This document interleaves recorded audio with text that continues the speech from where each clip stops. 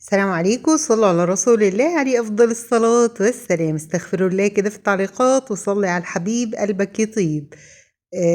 النهاردة إن شاء الله فيديو أصحابي شوية مختلف، مش هنطبخ ومش هنعمل وصفة. إن شاء الله النهاردة هنشوف تحضيرات كده لشهر رمضان. اشتريت عبايات وحاجات كده من شي إن، فحبيت أشارككم برأيي وأقول لكم رأيي يعني في خامة القماش وكده.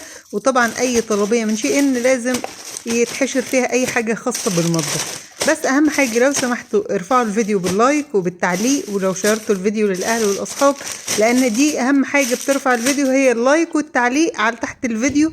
ولو شيرتوا طبعا الفيديو للاهل والاصحاب يبقى جزاكم الله خيرا. التصوير صدقوني بياخد وقت ومتعب، والمونتاج وقلة التفاعل في القناة والمشاهدات بيخلي الواحد يكسل يصور صراحة. فدعموني شوية كده عشان يبقى في فيديوهات كتير كده من النوعية دي ان شاء الله. خلونا نسمي بسم الله واقول لكم على رأيي بصراحة في الحاجات اللي اشتريتها من الموقع. هنا اصحابي هنبدأ مع بعض دي بحاجات المطبخ كده سريعة. هنا انا اخدت اللي هو القوالب بتاع السيليكون دي للحلويات الباردة او الشوكولاتات وكده، وهذه اللي بتقطع الحاجات المعجنات مشرشرة. انا عندي واحدة بس يعني الزجزاج بتاعها واسع شوية. دي لقيتها اللي هي الضيقة. انا بشتري الحاجات بتاعة الموقع اللي هي خاصة بالمطبخ، اللي بدور عليها في المحلات وللأسف مش بلاقيها. ودي الصينية بتاعة الباجيت بتاخد 4. هي غالية شوية صراحة، يعني بحوالي 5 ريال ونص عماني. الريال الواحد بيساوي 10 ريال سعودي أو 10 درهم أو 3 دولار تقريبا. خامتها خفيفة شوية، بس اهي جات بقى وخلاص، يعني ما الواحد بيتعلم. وده المنشار بتاع تقطيع الكيك. انا عندي الصينية اللي بتقطع الكيك اللي هي فيها الفتحات دي، شفتوها معايا قبل كده، لكن قلت اجرب المنشار. يعني ناس كتير بتشكر فيه فاشتريته، مفيش اي مشكلة.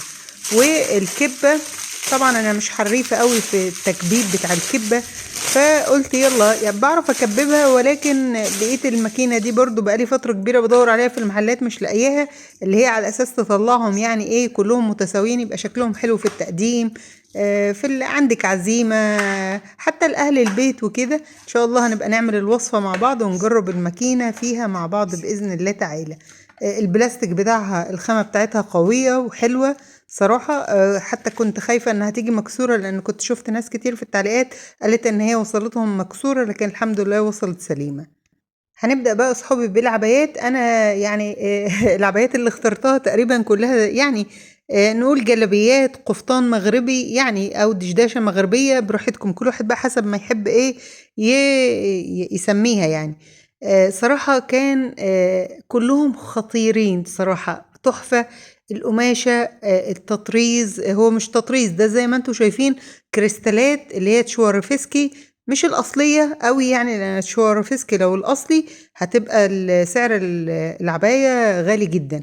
لكن من الخامة بتاعتها الحلوة، الفصوص التقيلة الحلوة.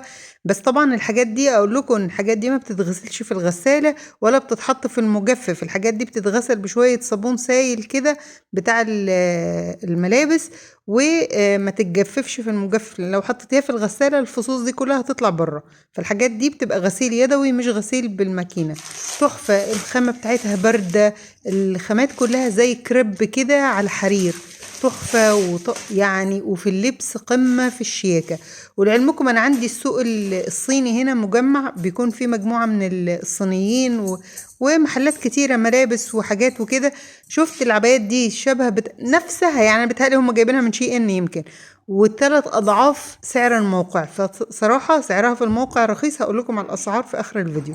دي جبت واحدة تانية برضو، هم كلهم ديزاين مغربي، ولكن التطريز مختلف، شكل الفصوص مختلف، مختلف تماما، ولكن شكلهم تحفة، فخمين جدا في اللبس. دي عليها من الكتاف دي مختلفة، والفصوص بتاعتها كده من التقيلة، والخامة برضو كريب حرير.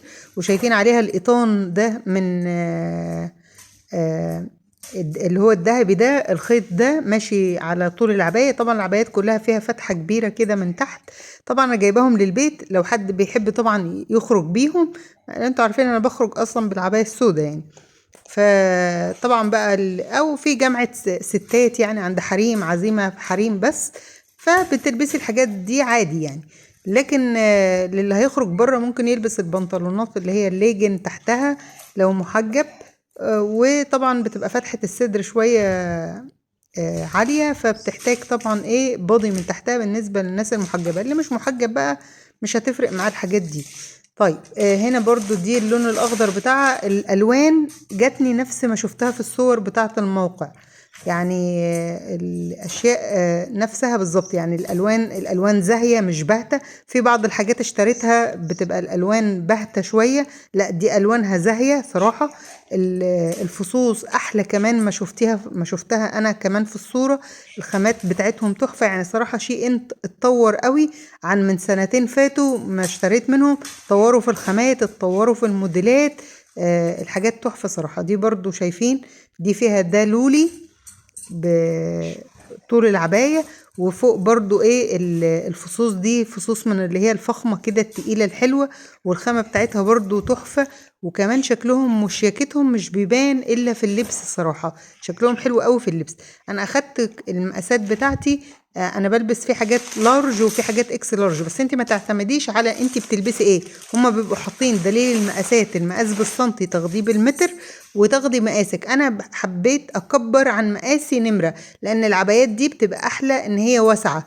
دي بقى الموديل بتاعها مختلف شوية، لان هي ايه التانية بتبقى نازلة ايه لاين، دي واسعة شوية. دي انا كبرت عن مقاسي بس طلعت بحر صراحة، بس بتبقى شيك.